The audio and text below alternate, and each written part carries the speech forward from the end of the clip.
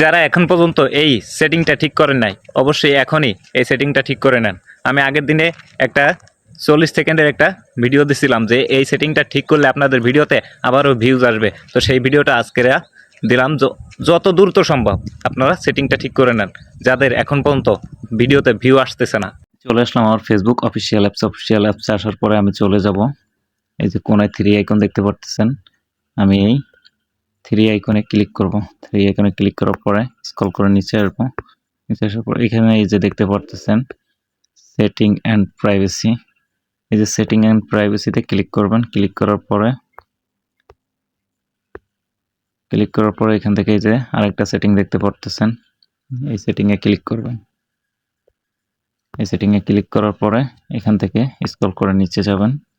নিচে যাওয়ার পরে এখানে দেখতে পারবেন এই যে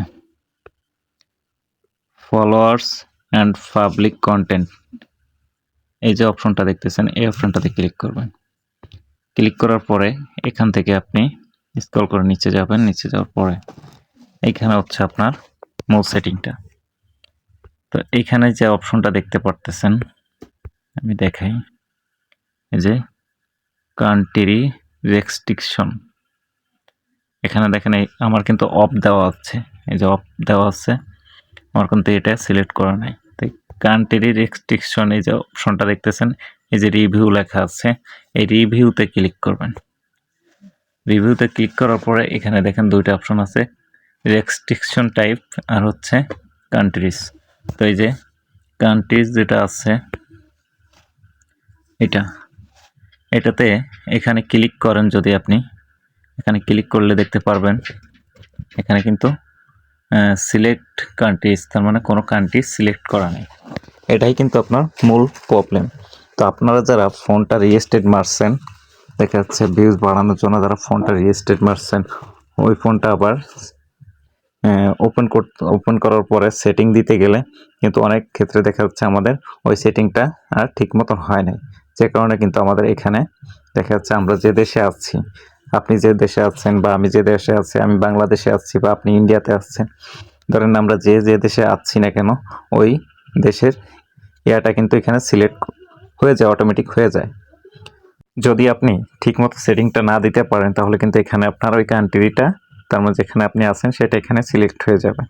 এই সিলেক্ট হয়ে গেলে কি হবে জানেন? এই সিলেক্ট হয়ে গেলে আপনি যে দেশে আছেন সেই দেশে যত অডিয়েন্স আছে, যারা আগে আপনার ভিডিওগুলো দেখতো, তাদের কাছে আপনার ভিডিওগুলো আর পৌঁছবে না, আপনার কোনো পোস্ট আর পৌঁছবে না। এভাবে কিন্তু আপনার ভিউ কমে যাবে, কারণ আপনার যে অডিয়েন্সগুলো প্রতিনিয়ত আপনার ভিডিওগুলো দেখতো, আপনার লাইক কমেন্ট শেয়ার করতো, তারাই কিন্তু এখন দেখতে পারতেছে না। আপনার যারা দেখতেছে দুই একজন বাইরের দেশে, আপনার দেশের ভিতরে যারা ছিল তারা কিন্তু আর দেখতে পারতেছে না, যে কারণে আপনার ভিউ আগের তুলনায় দ্বিগুণ কমে গেছে। তো এই যে ভিউটা কমে গেছে, এখানে যদি আপনার দেখেন যে এখানে কোনো কান্ট্রি, তার মানে আপনার কান্ট্রিটা এখানে সিলেক্ট করা আছে বা অন্য কোনো কান্ট্রি সিলেক্ট করা আছে, এই সিলেক্ট করার থেকে এটা আপনি সরিয়ে দিবেন। কিভাবে সরাবেন? এই যে দেখতে পারতেছেন এখানে আমার নো কান্ট্রি সিলেক্ট লেখা আছে, এখানে একটা আপনার ওই যে কান্ট্রিটাতে আছেন আপনি সেই কান্ট্রিটা লেখা থাকবে, আর হচ্ছে কি এখানে সাইডে একটা ক্রস চিহ্ন দেওয়া থাকবে। আপনি ক্রস চিহ্নটা ক্লিক করলেই আপনার কান্ট্রিটা রিমুভ হয়ে যাবে।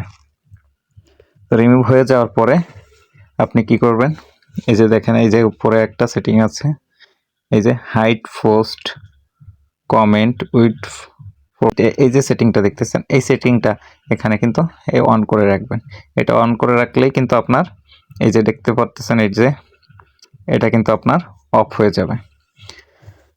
তো আশা করি আপনাদের এই সেটিংটা বিষয়ে আমি জানাতে পারছি, বোঝাইতে পারছি।